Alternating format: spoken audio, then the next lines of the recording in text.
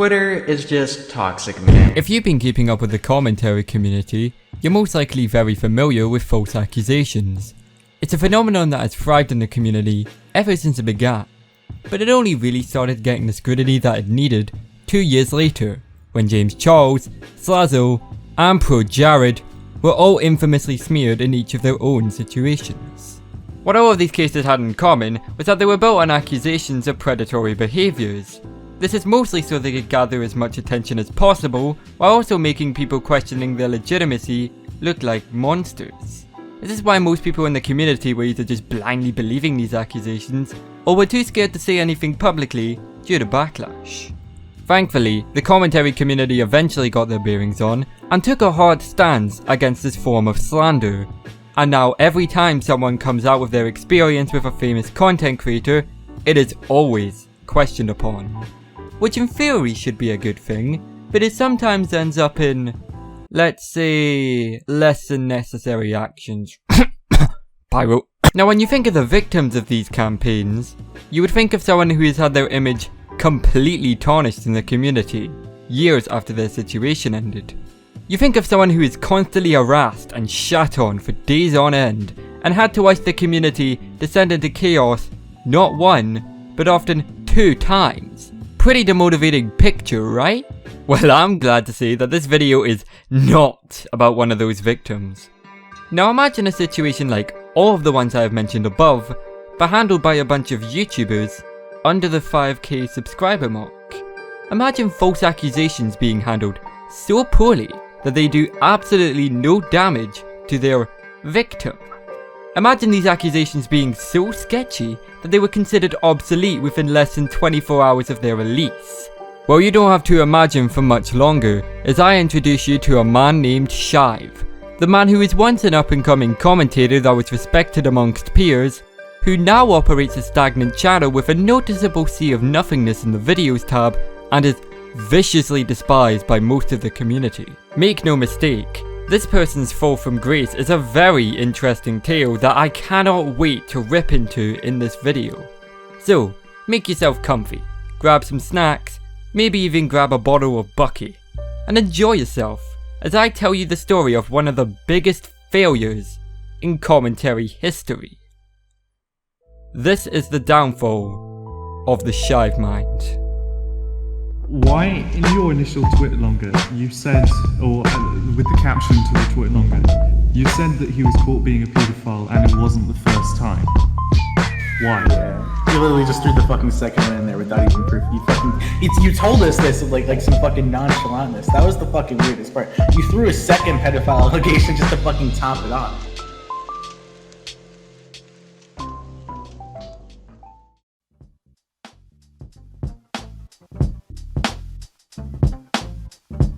Now it's only fair that I start off a video like this by telling you all the backstory behind the main man himself. So, who exactly is Shive? The Shive YouTube channel was created on June the 14th, 2015. Now while most of Shive's early presence on YouTube has been completely wiped off the internet, from the few archives of his channel that I could find on the Wayback Machine, it's safe to assume that he was a gaming channel who switched to reaction commentary around early 2019. The broader community back then used to respect Shive, both as a content creator and a person. He was frequently in contact with creators such as Obosoft, pretty much the entire podcast crew, and many others. Now personally at the time, I wasn't familiar with Shive's content, but I did watch his Twitter video when it came out and I remember liking it. It was definitely better edited than most commentators in his genre, and it had some solid points as well. So, Shive is a good content creator who is slowly but surely rising up in the game and showed no signs of slowing. There was no reason that this man would go down anytime soon. Until there was.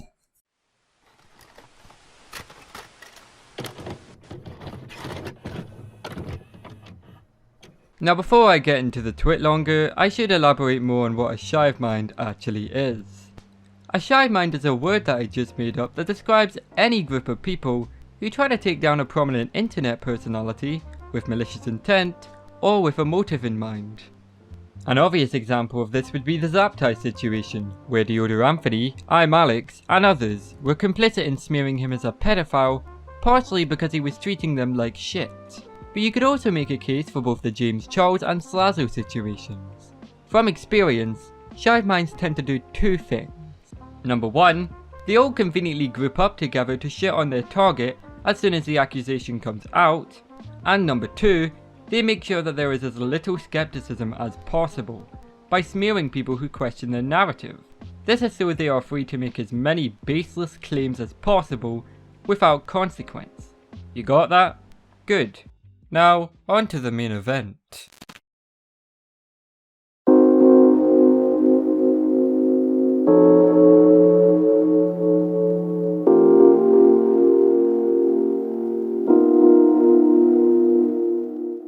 On October 8th, 2020, Shive released a TwitLonger titled "Elucid Caught Being a Pedo, and It's Not the First." This was supposed to be the breakout story, yet another YouTuber caught red-handed being a predator. And, surprise surprise, it gained quite the amount of attention.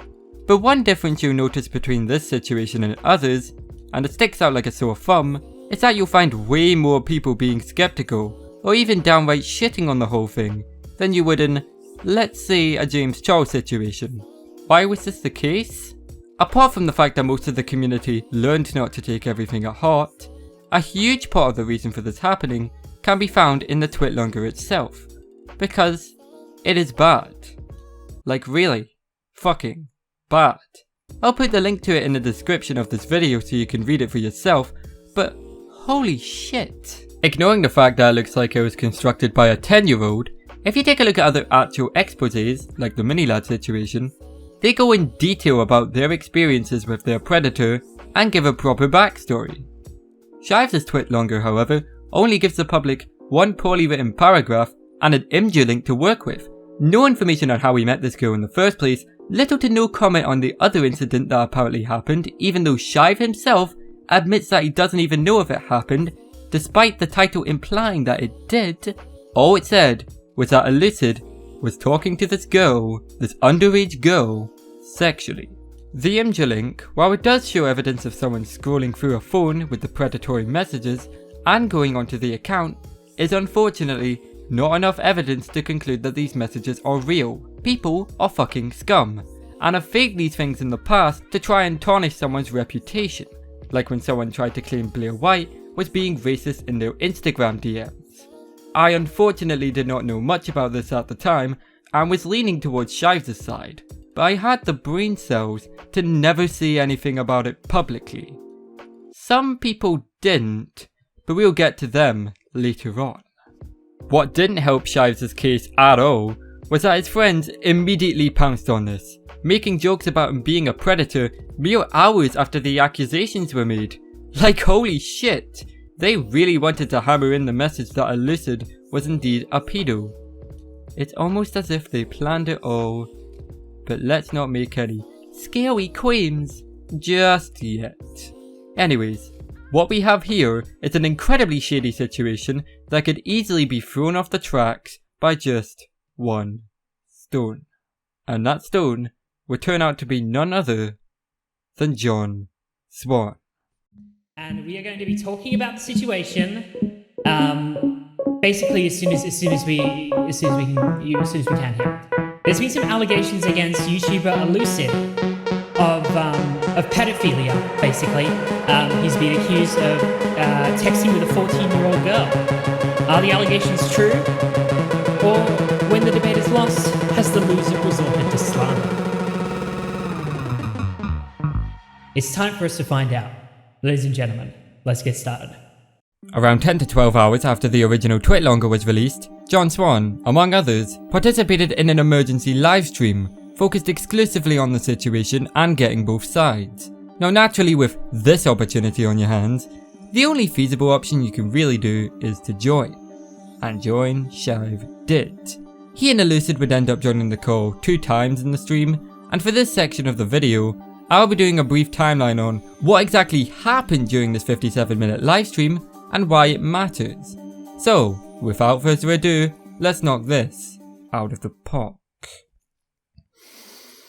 Roughly 8 minutes in, Shive joins the call. Right off the bat, he was interrogated on why he didn't go to the police. Keep in mind how every time the interrogators suggest a thing he could have done better instead of what he did, Shive always ends up mindlessly nodding his head. I understand that her parents wouldn't exactly approve. I can get, like, I can put myself in that position, but with something this serious, you kind of have to throw that out the window and go to the police. You can't just take this to Twitter.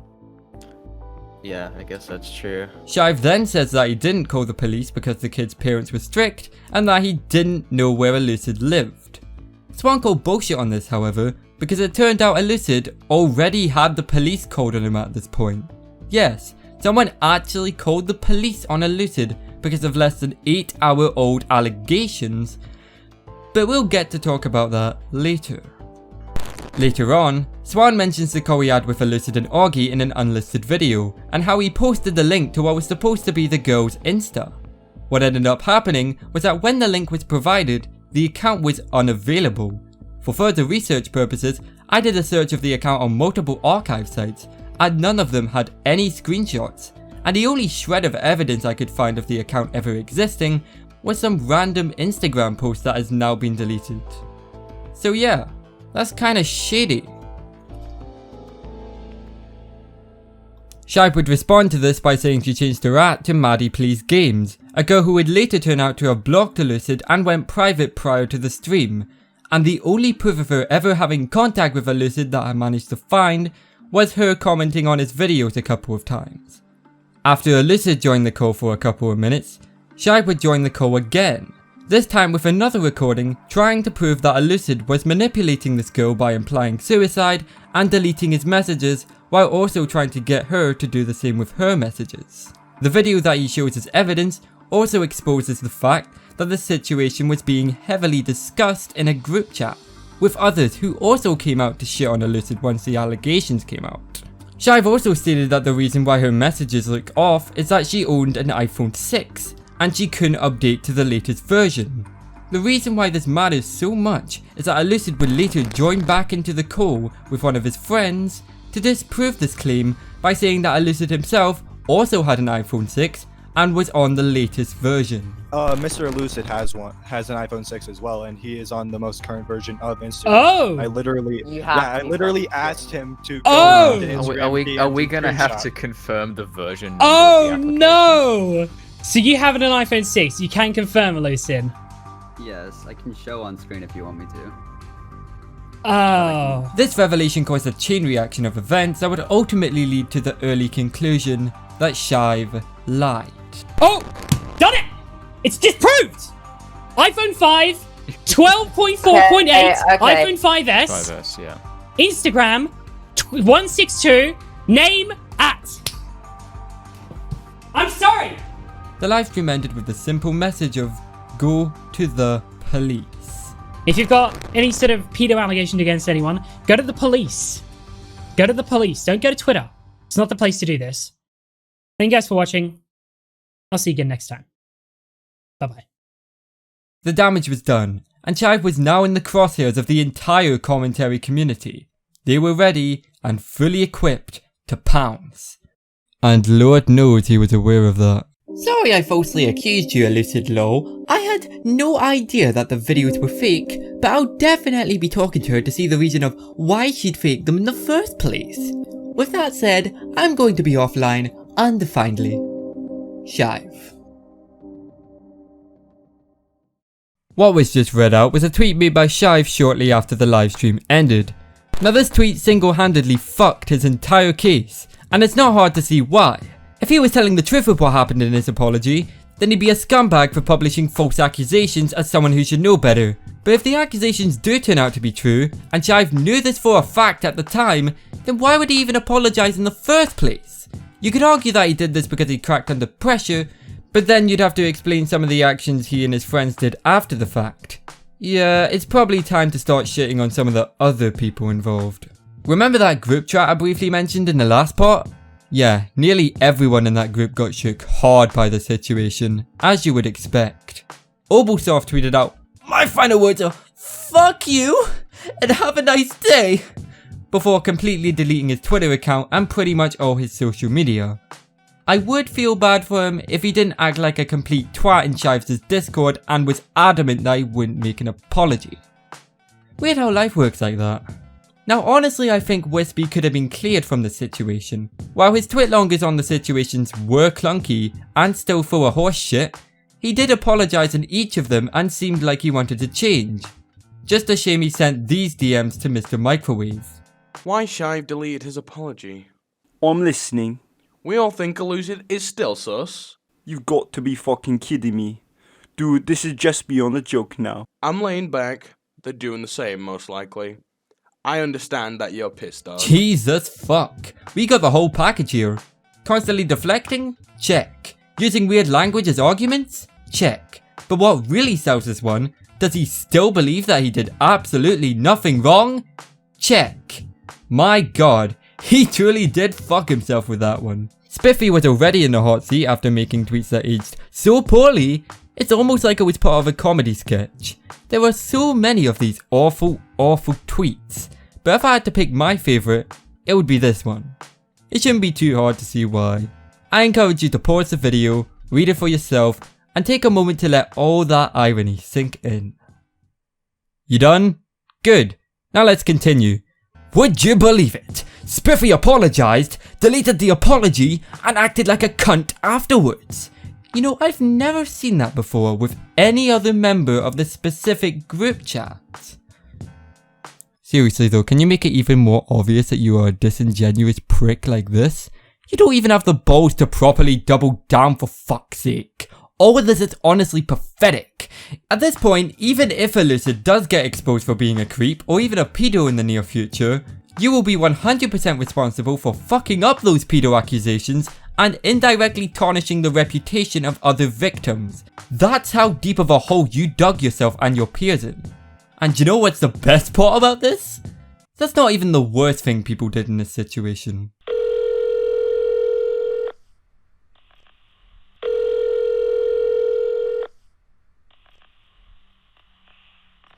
White County Sheriff's Office, Elliot, how can I help you?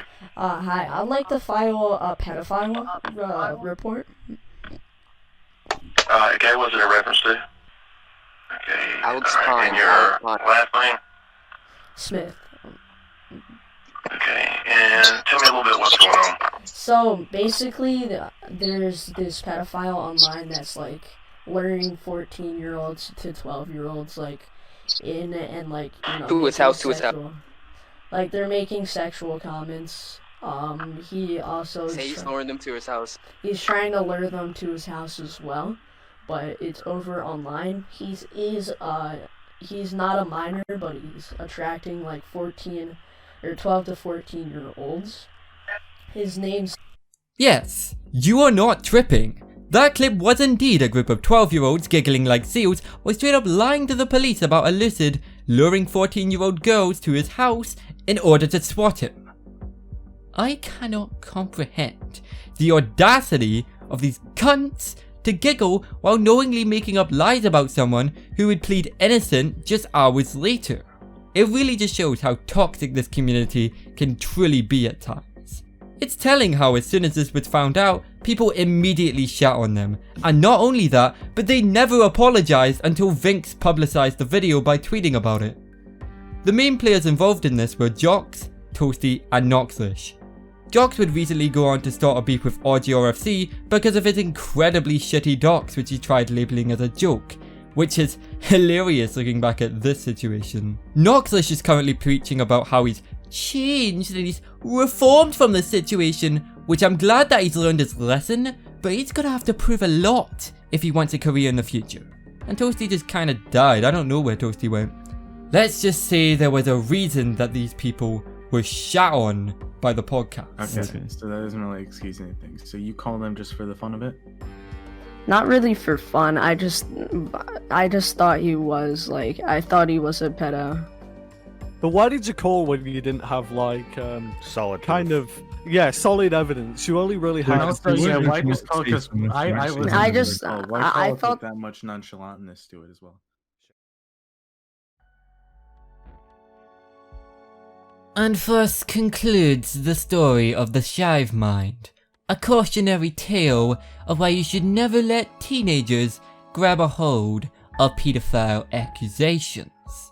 During the situation, it was a bit saddening to see such a prosper wither away in the blink of an eye, but that's just how the cookie crumbles sometimes.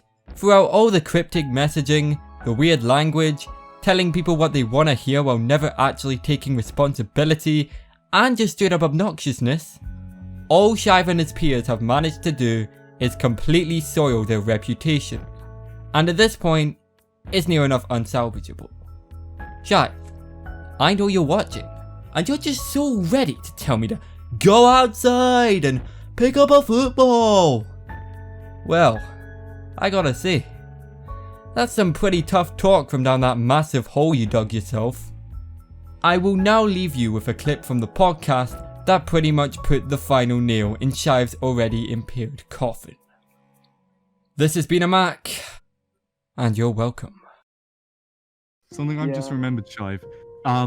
When the Turns was being accused by a bunch of people of things, you made a video in response to him where you took a clip of his video of him saying, this person is scummy. He's scummy because, and then you said he backstabbed over an accusation. What are your thoughts on that? What are you, what? Oh! You made a video. You can't find it on your Twitter, but I believe that Widget used it in the intro for the Turns video.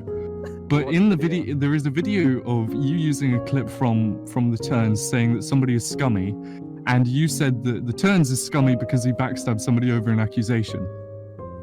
I don't think I made that. Are you talking about like You did. No, you fucking did. You put it on Twitter. It was the Twitter video. It was the Twitter video, not an actual video. Twitter. Because I haven't had Twitter. It was when Turns was getting like shot on by the entire community. When? It's if you Mason, watch Widget's video, the Turns can't take a joke. It's in the intro. You are there. No, like, oh, I know what you're talking about. Yeah, oh, that yeah. one. I remember that was funny. That was just, I made that actually in a call with Elisa. We were making that together, actually. Oh, well, that makes it even see more the irony in it? Do you not see the irony in it now? Because you said that the Turns was scummy for backstabbing over an accusation, but you did the same thing just a few months or even weeks later. Yeah, okay. I gotta go right now. So I'll see you guys later. Oh my gosh! You destroyed him! That was annihilation! That was fucking obliteration. Oh no!